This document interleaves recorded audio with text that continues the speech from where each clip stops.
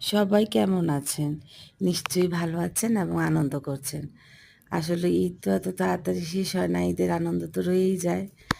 আর এই তো বাইরে যে ওয়েদার, আসলে বাইরে গেলেও খুব কষ্ট হয়, না গেলেও ভালো লাগে না। কিন্তু আজকে আর বাইরে যাইনি। আজকে বাসায় থেকে একটু রান্না করেছি। পোলাও রান্না করেছি, গরুর মাংস করেছি আর রোস্ট করেছি।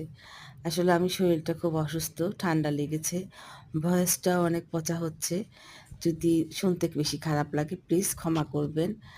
আসলে এত ঠান্ডা লেগেছে, অনেক ঠান্ডা লেগেছে। হঠাৎ করে গরম ঠান্ডা, এত ঠান্ডা লেগেছে, ভয়েসটা ভালোই হচ্ছে না। যাই হোক, এই তো কিছু রান্না করেছি এবং চেষ্টা করেছি একটু সুন্দর করে পরিবেশন করার জন্য। মেহমান আসলে তো সবসময় এরকম সুন্দর গুছিয়ে গাছিয়ে খাবার দেই। আর বাসাতেও আমি চেষ্টা করি একটু সুন্দর করে গুছিয়ে খাবারটা দেওয়ার জন্য। আমার কাছে ভালো লাগে। যাই রান্না করি না কেন সুন্দর করে গুছিয়ে পরিবেশন করলে দেখতেও ভালো লাগে, খেতেও ভালো লাগে। তাই আজকে সুন্দর করে গুছিয়ে আমরা ৩ জন একসাথে খেয়ে নিলাম এবং ভালোই লেগেছে আসলে এই মুহূর্তটা। একসাথে বসে সুন্দর পরিবেশনার মাধ্যমে খেয়েছি, ভালো লেগেছে। আপনারাও সবসময় চেষ্টা করবেন, যাই রান্না করেন না কেন সুন্দর করে একটু গুছিয়ে টেবিলে একসাথে খেতে বসবেন, ভালো লাগবে।